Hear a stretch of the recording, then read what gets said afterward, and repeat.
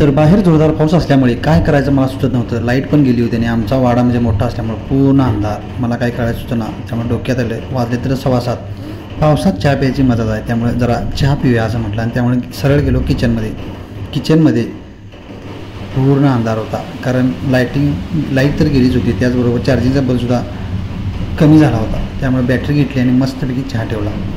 चहा ठेवल्यावर तर चहा जरा उकळेपर्यंत वर बघितलं तर पाणी काही ठिकाणी गळत होतं. त्यामुळे तिथं भांडी लावली. पत्रा जरी असला तरी काही ठिकाणी अजून पाणी गळत होतं. आणि हे बघा किती अंधार पडला आमच्या वाड्यामध्ये. पूर्ण अंधार. कोण पण या वाड्यामध्ये एकटं राहू शकत नाही असं मला खात्री आहे.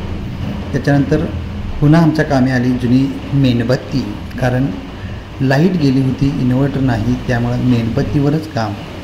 त्यामुळे मेणबत्ती लावली होती. एकाच ठिकाणी मेणबत्ती लावून मोठ्या खोल्यांमध्ये बॅटरी घेऊन फिरत होतो. चहा तर उकळत होता.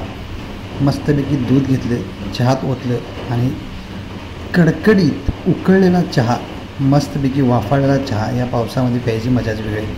आणि जो आवाज येतो ह्या व्हिडिओमध्ये तो पूर्णतः पत्र्यावर पडणाऱ्या पावसाचा आहे. पत्रे लावल्यानंतर पावसाचा एवढा आवाज येतो, तुम्हाला असं वाटतं की जगातला सगळा पाऊस तुमच्या इथेच पडायला लागला काय. कमेंटमध्ये नक्की कळवा की ज्यांना खापऱ्याऐवजी पत्रे लावलेत आणि त्याचा आवाज येऊन त्यांचा अक्षरशः पावसात भिवून थरका पडतो. विजा तर एवढ्या मोठ्या नव्हत्या त्या. तुम्हीच बघा, हे बघा केवढी मोठी वीज व्हायला आल्या.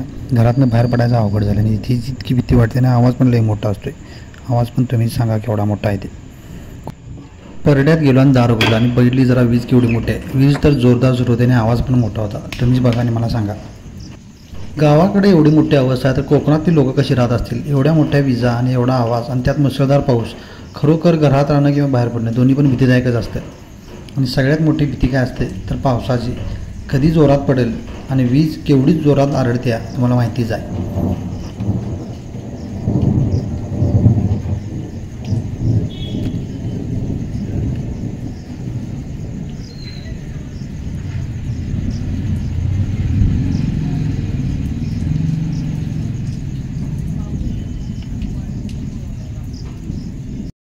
सगळीकडे वातावरण झी हॉरर शोसारखं असतं. भयान वातावरण. लाईट गेलेली असते, वीज कडकडत असते, पाऊस पडत असतोय. काय करायचं सुचत नाही. नेट पण बंद असते आणि कधी तर कॉलसुद्धा लागत नाही. त्यामुळं सगळीकडनं फार मोठी पंचायत खेडेगावात विशेषतः ग्रामीण भागात होत असते.